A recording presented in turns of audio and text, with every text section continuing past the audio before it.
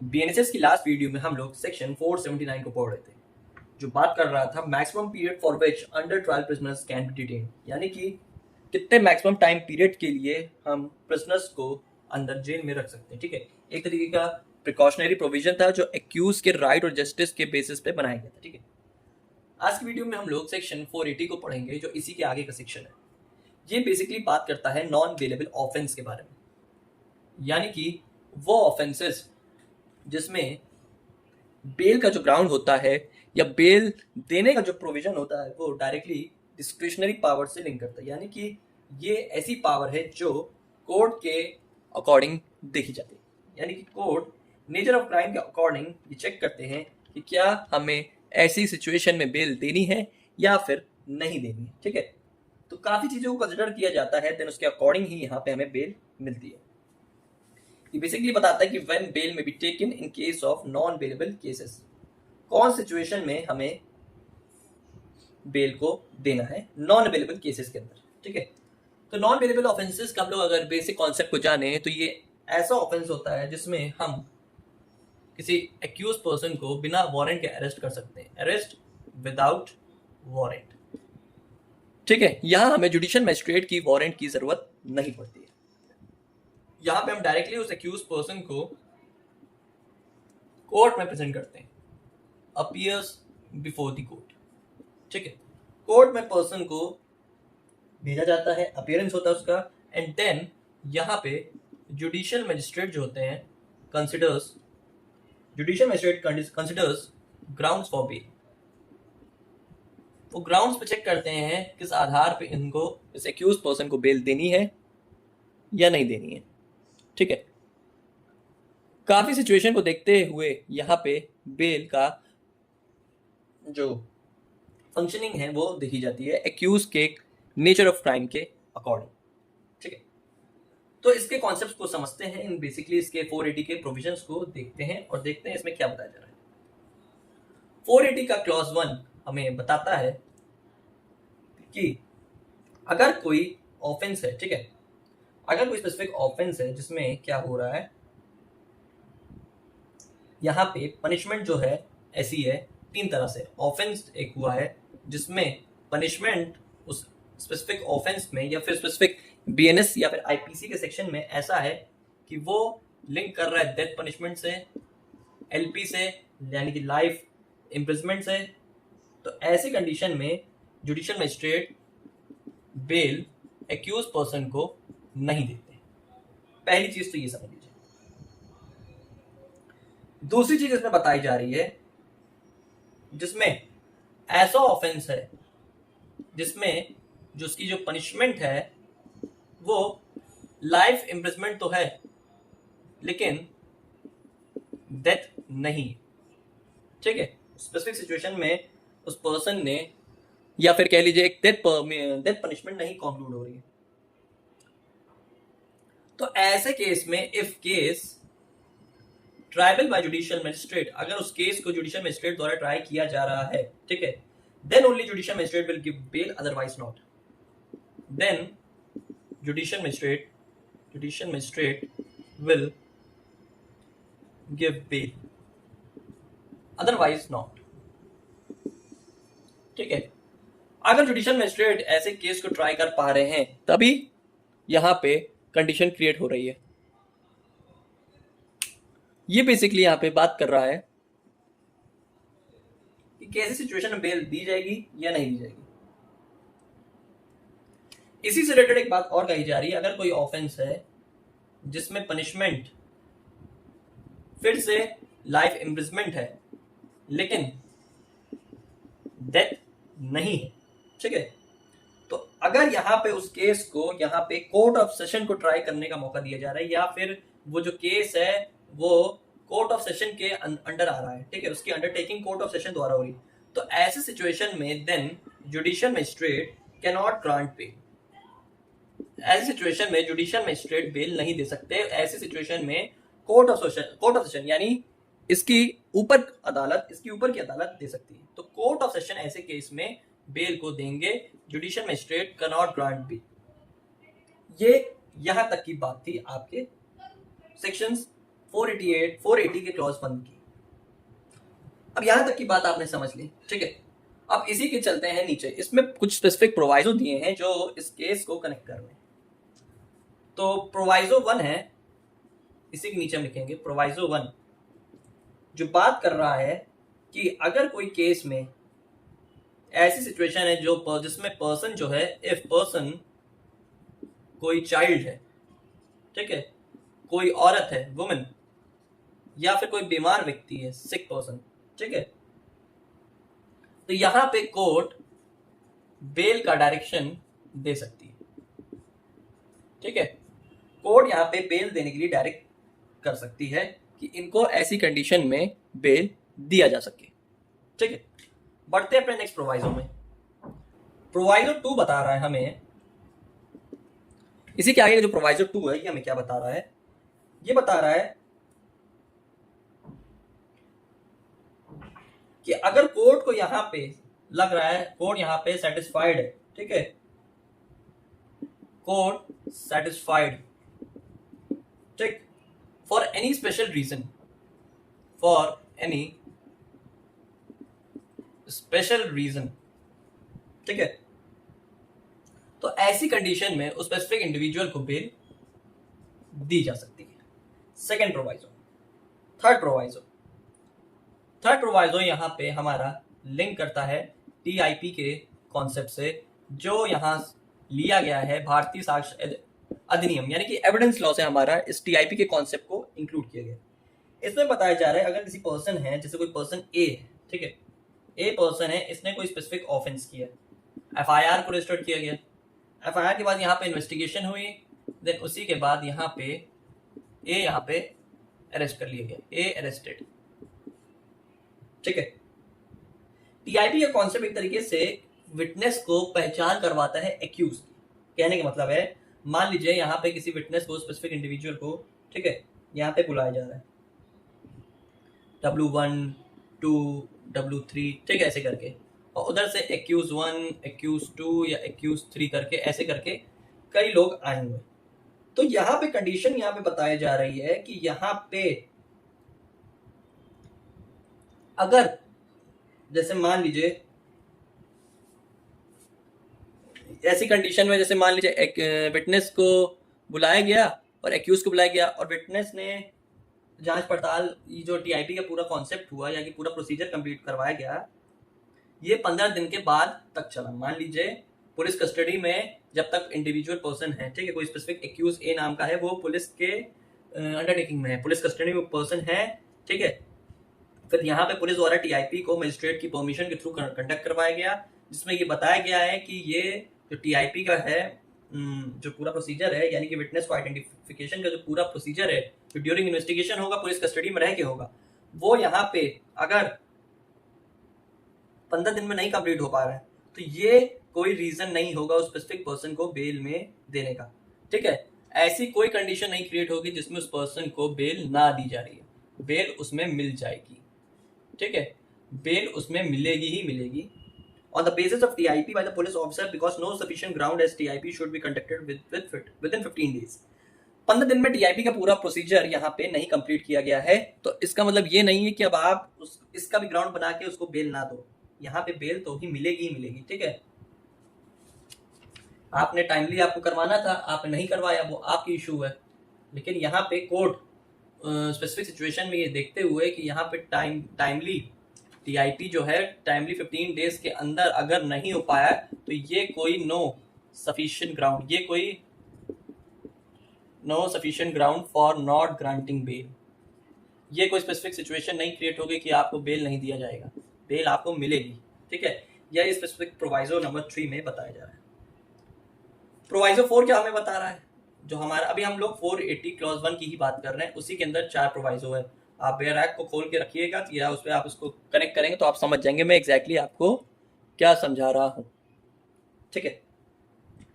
तो प्रोवाइजो 4 क्या बता रहा है, इसको क्या बताया जा रहा है कि अगर किसी स्पेसिफिक पर्सन ने, यानी कि ए ने, कोई ऐसा ऑफेंस किया है जिसमें फिर से वही पनिशमेंट आ गई आपकी लाइफ इम्प्रिजमेंट, डेथ, ठीक है, या फिर मान लीजिए 7 साल तक का कोई अपराध किया है, ठीक है, तो ऐसी कंडीशन में अगर यहाँ पे कोर्ट ऐसी कंडीशन में बेल देने जा रही है उस ए पर्सन को, तो उससे पहले हियरिंग ऑफ पब्लिक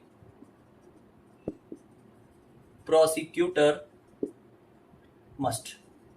ठीक है, कि अगर आप किसी एक्यूज पर्सन को बेल देने जा रहे हैं तो सामने वाली पार्टी, सामने वाले एडवोकेट से, यानी कि पब्लिक प्रोसिक्यूटर से की तरफ से जो भी स्पेसिफिक सिचुएशन क्रिएट हो रही है या जो वो कहना चाह रहा है या वो अपनी बात रखना चाह रहा है, तो ऐसी कंडीशन में आपको सामने वाली पार्टी को भी सुनना पड़ेगा।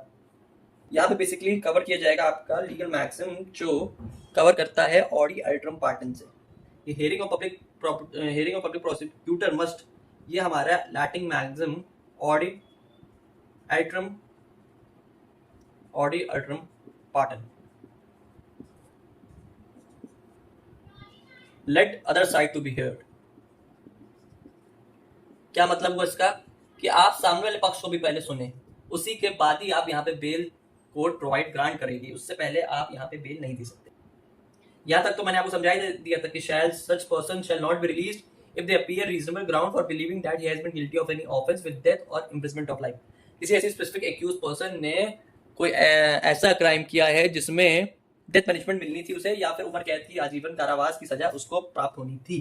ठीक है, तो ऐसी कंडीशन में उसको बेल नहीं दी जाएगी। ये आप सिंपल सी बात है।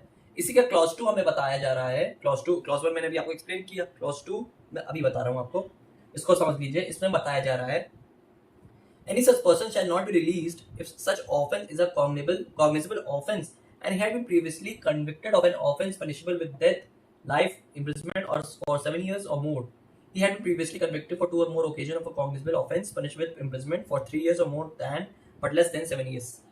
बात का यहाँ पे सिंपल सा मतलब हुआ कि अगर किसी स्पेसिफिक सिचुएशन में ए मान लीजिए यहाँ पे प्रीवियसली कन्विक्टेड हो चुका है, सेम अपराध के लिए वो पहले जेल जा चुका है, जिसमें उसने कोई ऐसा अपराध किया था जिसमें उसको डेथ, लाइफ इम्प्रिजमेंट की पनिशमेंट मिलनी थी, या कोई ऐसा अपराध किया था जिसमें उसने 7 साल से ज्यादा का कोई अपराध किया था जिसमें 7 साल से ऊपर की पनिशमेंट मिलनी थी, तो ऐसे कंडीशन में कोर्ट उसको बेल नहीं देगी, नो बेल। ठीक है, ये आपकी यहाँ पे बात कही जा रही है।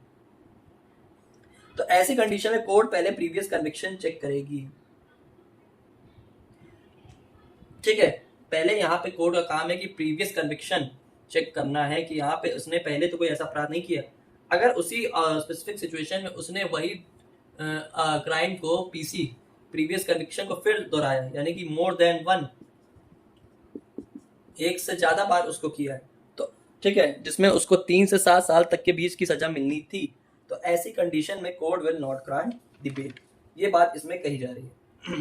देखिए टेबल के फॉर्मेट से इसको बेसिक समझ लीजिए। कहने का मतलब हुआ कि यहाँ पे 0 ईयर है, ठीक है, 3 साल, 7 साल, ठीक है, लाइफ इम्प्रिजमेंट, और लास्ट सबसे रिग्रेस पनिशमेंट होती डेथ। ठीक है, अगर किसी स्पेसिफिक पर्सन में जो ए नाम का व्यक्ति है वो यहाँ से यहाँ तक के अपराध में फॉल करता है, यहाँ तक के अपराध में लाई कर रहा है जिसमें उसने उस क्राइम को 2 या 2 से ज्यादा बार किया है, ठीक है, तो अगर फिर से वो दोबारा इस सेम मैटर में आया है बेल लेने के लिए, तो ऐसी कंडीशन में कोर्ट उसको बेल नहीं देगी। No bail in the present cognizable offence. यहां तक की बात हुई। और अगर किसी स्पेसिफिक सिचुएशन में अगर इसने कुछ इस टाइप का अपराध किया है, ए पर्सन ने है, जो 7 साल से डेथ तक की पनिशमेंट में एग्जिस्ट करता है, लाई कर रहा है, जिसमें उसने उस अपराध को सिर्फ एक ही बार ही दोहराया हो और दोबारा इसने वो बेल के लिए आ रहा है, तो ऐसी कंडीशन में कोर्ट उसको यहाँ पर भी बेल नहीं देगी प्रेजेंट केस के अंदर। देखिए 2 कंडीशन है, 3 से 7 साल के बीच अपराध किया जिसमें उसने 2 या 2 से बार उस सेम ऑफेंस को रिपीट किया तो बेल नहीं मिलेगी। वही अगर 7 से डेथ पनिशमेंट तक के अपराध को उसने किया सिर्फ एक ही बार ही किया तो उसको बेल नहीं मिलेगी। ये 481 के क्लॉज 2 के अंदर बात की गई है, जो मैंने अभी इसको एक्सप्लेन कर दी। ठीक है, अब देखते हैं 480 का क्लॉज 2 हमें क्या बताना चाह रहा है।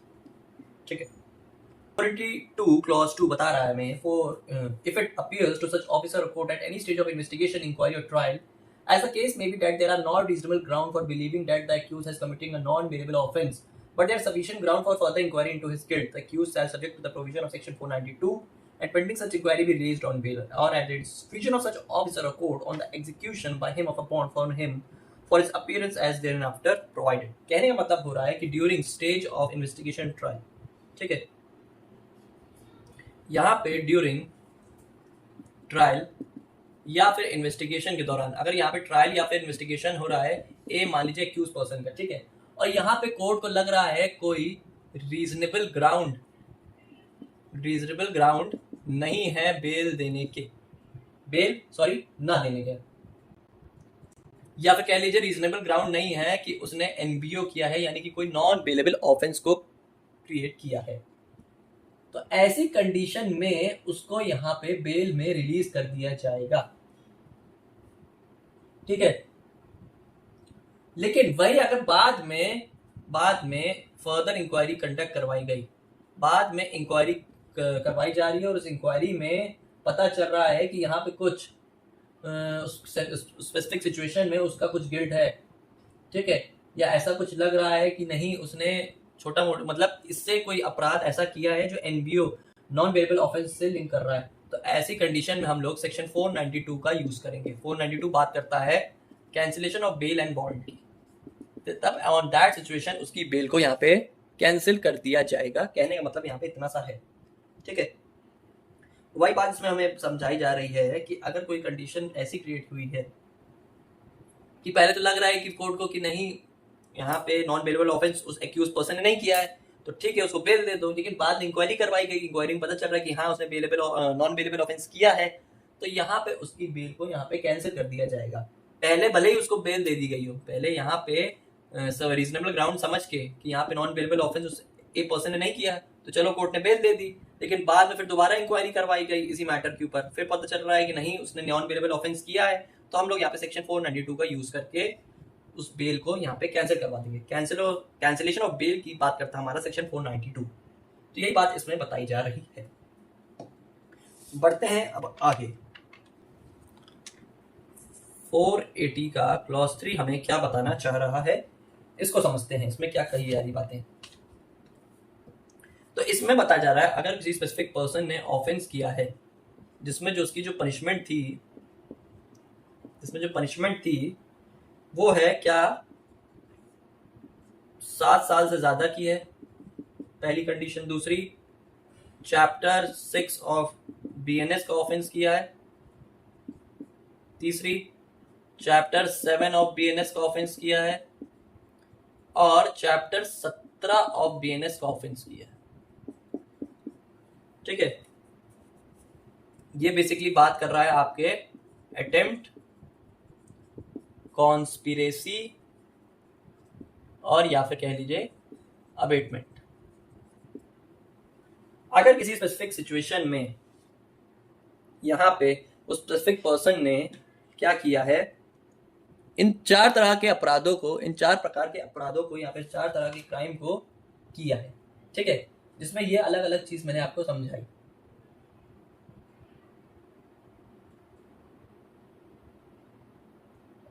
तो ऐसी सिचुएशन में कोर्ट यहाँ पे उस स्पेसिफिक एप यानी कि एक्यूज पर्सन में कंडीशन को इंपोज करेगी। बेल तो देगी, लेकिन bail with conditions, bail with some specific condition. वो कंडीशन क्या होगी ये सब लिख लीजिए। देखिए, पहले उसका अपीयरेंस जरूरी है, अपीयरेंस एज व्हेन रिक्वायर्ड, जब कोर्ट उसे बुलाएगी तब उसको यहाँ पे आके मौजूद होना है, ठीक है। दूसरा, not commit a similar offence, उस स्पेसिफिक अपराध को दोबारा नहीं रिपीट करेगा। तीसरी condition, no induce, no threat, no promise any witness, ठीक है।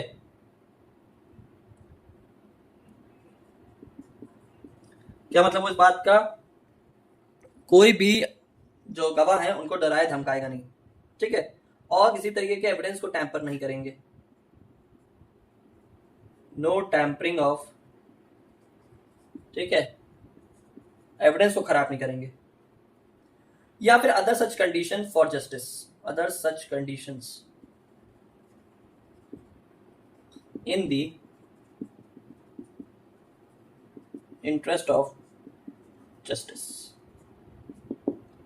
तो ये सारी सिचुएशन को यहाँ पे देखते हुए यहाँ कोर्ट उसको बेल ग्रांट कर सकती है, जिसमें अगर उसने इस तरीके का अपराध किया जिसमें 7 साल से ज्यादा की सजा है, ठीक है, या 7 साल के अकॉर्डिंग की सजा है, ठीक है, कोई अटेम्प्ट, कॉन्स्पिरेसी, अवेटमेंट, ठीक है, इस तरीके का अपराध किए हैं, तो यहाँ पे कुछ स्पेसिफिक कंडीशन के थ्रू कोर्ट यहाँ पे उस स्पेसिफिक इंडिविजुअल पर्सन को बेल ग्रांट कर सकती है।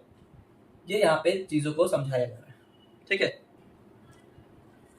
अब 480 का क्लॉज 4 क्या मैं बताना चाह रहा है, बहुत सिंपल सी बात है, इसमें कुछ ज्यादा बताया नहीं जा रहा है। एन ऑफिसर और a court releasing any person on a bail under subsection 1 और 2 shall record in writing for reason.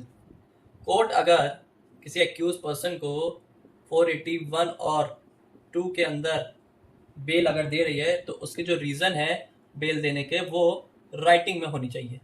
बस इतनी सी बात यहाँ पे कही जाए, ठीक है। 480 का क्लॉज 5 हमें क्या बताना है चाह रहा है, any court which has released a person on bail under section 1-2 may, if it considered it necessary to do, then direct that such person be arrested and commit him to custody। इसी situation में अगर court 480 clause 1 clause 2 में देख रही है कि यहाँ पे बेल देना नेसेसरी नहीं है, बेल देना इज नॉट एग्जैक्टली नेसेसरी, ठीक है, तो ऐसी कंडीशन में such person will be arrested या फिर उसको कस्टडी में भेजा जाएगा। इतनी सी बात 480 के क्लॉज 5 में कही जा रही है, ठीक है। 480 का क्लॉज 6 क्या बता रहा है, 480 का क्लॉज 6 बता रहा है, if any case triable by magistrate the trial of a person accused of a non-bailable offence is not concluded within a period of 60 days from the date fixed for taking evidence in the case, such person shall, if is in the custody during the whole of said period, be released on bail to the satisfaction of a magistrate, ठीक है, unless for reason to be recorded in writing the magistrate otherwise directs। पहली part जब यहाँ पे accused person का trial हुआ, trial of a person का मान लीजिए यहाँ पे ट्रायल हुआ है, ठीक है, जिसका कंक्लूजन जो है वो 60 दिनों के अंदर तक नहीं आ पाया, ठीक है, यानी कि जब पहली बार यहाँ पे कोर्ट ने फर्स्ट टाइम एविडेंस लिया था कोर्ट ने, और उतने तक के जो 60 दिन का जो टाइम पीरियड था उस 60 दिनों के अंदर यहाँ पे स्पेसिफिक सिचुएशन में कोई स्पेसिफिक कंक्लूजन नहीं निकल पा रहा है, ठीक है, तो ऐसी कंडीशन में उस स्पेसिफिक पर्सन को बेल दे दी जाएगी।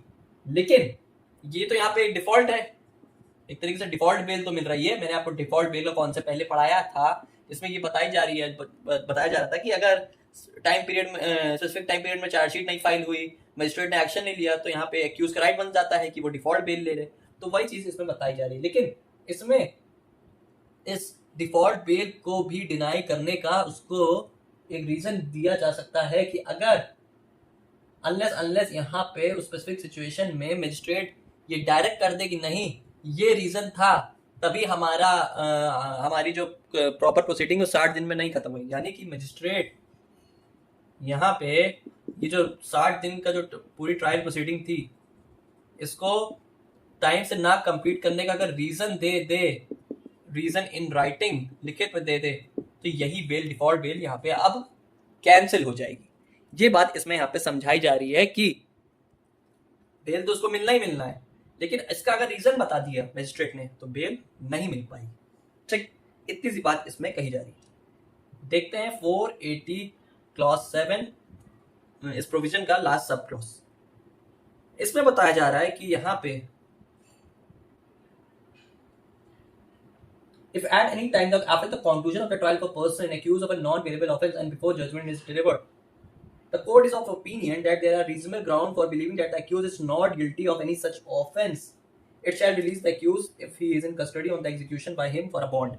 ठीक है, कहने का मतलब हुआ है कि यहाँ पे इसी स्पेसिफिक सिचुएशन में एक ट्रायल जो है वो खत्म हो गया, ट्रायल जो हो रहा था ट्रायल प्रोसीडिंग कंप्लीट हो चुकी है, ठीक है, और एक्यूज यहाँ पे अभी तक कस्टडी में है, लेकिन यहाँ पे जब जजमेंट देने का टाइम है, अभी जजमेंट देने में तो टाइम है, ट्रायल तो कंप्लीट हो गया, लेकिन उस जजमेंट को देने से पहले, फाइनल कंक्लूजन अपना फैसला सुनाने से पहले कोर्ट को ये लग रहा है, कोर्ट बिलीव कोर्ट को यहाँ पे लग रहा है that the accused has not committed any crime. The accused has not committed any crime. कि यहाँ पे एक्यूज पर्सन ने उस कोई भी क्राइम को नहीं किया है। तो यहाँ पे जैसे ही ट्रायल ओवर हुआ, ठीक है, कोर्ट ने अपना ट्रायल ओवर किया और जजमेंट आने में टाइम है, तो यहाँ पे बिफोर जजमेंट से पहले ही court can release a accuse on bail. Before judgement court can release a accused on bail. क्या मतलब हुआ इस बात का कि ट्रायल खत्म हो चुका है और जो कैदी है, जो अपराधी है, वो जेल के अंदर बंद है और अभी फाइनल जजमेंट आने में टाइम है। लेकिन ट्रायल जब जैसे ही खत्म हुआ तो ट्रायल में पता चल रहा है पता चल रहा है, कोर्ट को लग रहा है कि यार इसने तो यार कोई अपराध ही नहीं किया है, नॉन बेलेबल ऑफेंस टाइप का, इसको तो फालतू ही रखा गया है जेल में। तो ऐसी कंडीशन में बेल उसको उसी टाइम मिल जाएगी जैसे ही ट्रायल खत्म होगा, फिर बाद में जो जजमेंट आएगा वो उस पर निर्भर करेगा। यानी कि जजमेंट आने से पहले ही एक्यूज पर्सन को बेल दे दी जाएगी। ये बात सेक्शन 480 के क्लॉज 7 में समझाई जा रही है, ठीक है। तो इसी के साथ आपका सेक्शन 480 का कॉन्सेप्ट खत्म हो गया। 480 में टोटल 7 सब क्लॉजेस थे जिसमें एक्यूज पर्सन से रिलेटेड बात यहाँ पे की गई थी, जिसमें उसको कब बेल मिल जाएगी, कौन से ग्राउंड में नहीं मिलेगी, ठीक है। आई होप आपको सेक्शन 480 अच्छे से समझ आया हो, सारे इसके स्पेसिफिक सब क्लॉजेस अच्छे से समझ आए हो, ठीक है। तो मिलते हैं अपने नेक्स्ट वीडियो में BNSS की।